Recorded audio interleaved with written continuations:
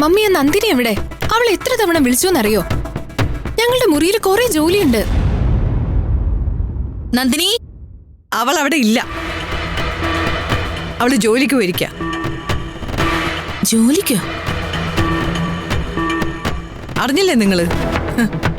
തിരുവനന്തപുരം ജില്ലാ കളക്ടർ സ്ഥലം മാറിപ്പോയി. അതിനു പകരം ഇന്നു മുതൽ അവളാ ചാർജ് എടുത്തിരിക്കുന്നത്. നിങ്ങളുടെ ഡാഡിയുടെയും സൂര്യയുടെയും ശുപാർശയാ. മമ്മി എന്തൊക്കെയായി പറയുന്നേ? ആ വിവേകിന്റെ ഭാര്യയില്ലേ ആരതി, അവൾ എന്തോ ഇഡലി പുഴുങ്ങുന്ന എന്റെ ബിസിനസ് തുടങ്ങിയിരിക്കുന്നു. അതിന് കാവലിരിക്കാൻ പോയിരിക്കുക അവളും സൂര്യയും കൂടെ. യോ, വലിയ ബിസിനസ് ആണല്ലോ. എന്നിട്ട് മമ്മി എന്തിനാ പോവാൻ സമ്മതിച്ചേ? ഇതുപോലുള്ള നാണം കിട്ട പണിയാണോ നമ്മുടെ വീട്ടിലുള്ളവർ ചെയ്യണ്ടേ? ഭക്ഷണ സാധനങ്ങൾ ഉണ്ടാക്കുന്നത് എങ്ങനെയാ മക്കളെ നാണം കെട്ട പണിയാകുന്നത്? അങ്ങനെ ആരെങ്കിലും ഒക്കെ ഉണ്ടാക്കുന്നതുകൊണ്ടല്ലേ 3 നേരം നമ്മളൊക്കെ കഴിക്കുന്നത്.